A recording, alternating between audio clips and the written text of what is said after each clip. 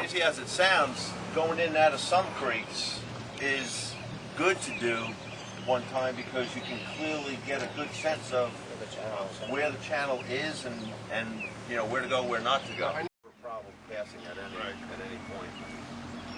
We have a delightful day here.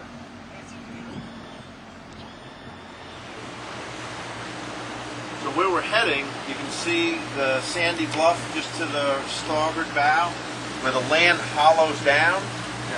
Just to the left or east of that, that's where we're headed. That's in front of us right there.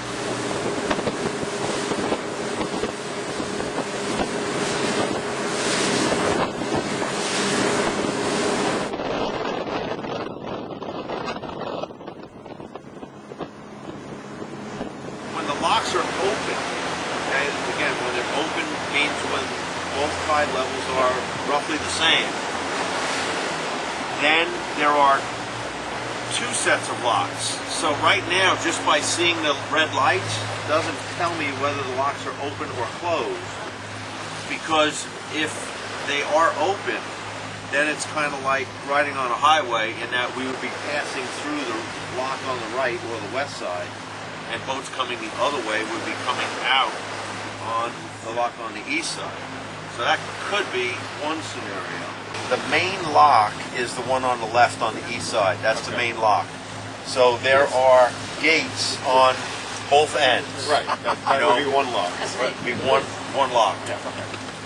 When you're locking through, there's only one set of locks, and that's the one on the left, on the east side. When the locks are open, there are two sets. Now the set, so on the right, on the west side, only has one gate. So it's only functional when they're open. Okay. Yeah. Oh, yeah. Same kind of thing, yeah.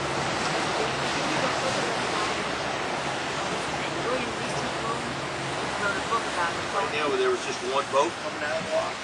But in the summertime, you know, there could be 10 or 12 boats coming out of there. If that were the case, you saw a line of boats coming out, this is where you want to stop. You know, just hang out. Right. Unfortunately, you will see, let's say we were here, chances are real good you'd see 3 boats edging right up on top of these people coming out. That's absolutely not the appropriate thing to do. And an elevator is a great example. You know, let people get out of the way. The lockmaster sees you. It's not like, you know, he's going to close the locks right. You know, right. He knows what's going on. So the way it works is these boats came out, in this case just one boat, so he's going to leave this lock open because he sees us wanting to come in. So there could very well be 5 boats on the other side now, waiting to come this way, but he's going to let us pass through first. Exactly right, alternating. Okay, now you see the locks on the right. Now that is only one door in the center. So if the tide levels were similar, those lights would be green. And that's where I mentioned you can see that narrows down, you know, a fair amount.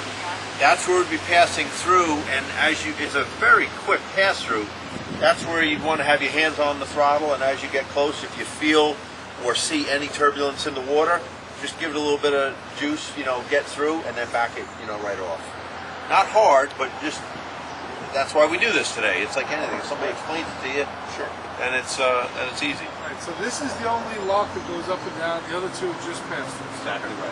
Yeah. So the other two just make it watertight stuff, and they. Well, and to give another corridor to pass through. Yeah, when it's level. Correct. Okay. Correct. Nobody out here going to get told for this, huh? No, amazingly not. Don't say that too loud, though. Now you can see by the water level here. Yes. Obviously, we are at like almost a maximum disparity because I'm assuming that's where the water level is going to. Yeah, in the summer when it gets busy, I guess the lockmaster will try to. And they really don't come out unless there's a problem. Okay, really. So it's up it's to you just to use common good courtesy, judgment. good judgment. But just you go can, nice and slow. basically, you want to pull all the way up and regroup behind you, and everybody will just like tell the lock Work their way in. Exactly right. So once it's full, then it's when they close it. Hang on to that ladder there. So the locks are open that way, so you could go all the way up, I see. Correct. Correct. Right. If there were boats behind us, okay. Now see the gates. Yes. Now he's doing that, again, if there were other boats, well, we'd be waiting for the other boats to come in. So he's closing those gates right behind us. Well, we couldn't have got a better situation here, Ben. This is gorgeous. And it is about maximum disparity on the gates.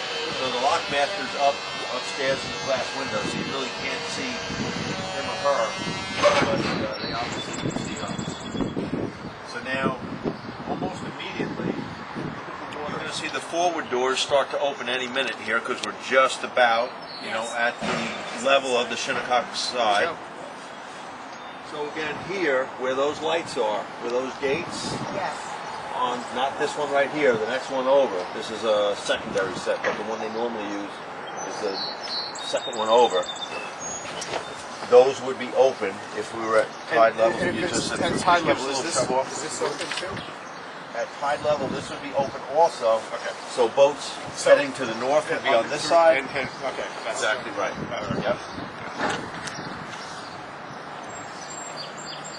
See the hooks I was talking about built in there? Yeah. We're just one boat today, so I didn't even really bother. But normally, especially during the summertime on a weekend, there's going to be more boats. You just have a bow and a stern line and just ready to loop it over the hook, but don't tie it. Now even here, sometimes you'll get a little bit of swirling action coming out of here a little bit. Just have your hands on the throttle in case you need to give a little bit of a shot. Just be for a split second.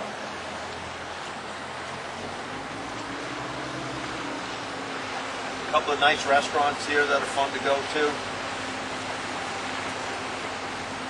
Let's say the locks were open, okay, and the current was running with us towards the south.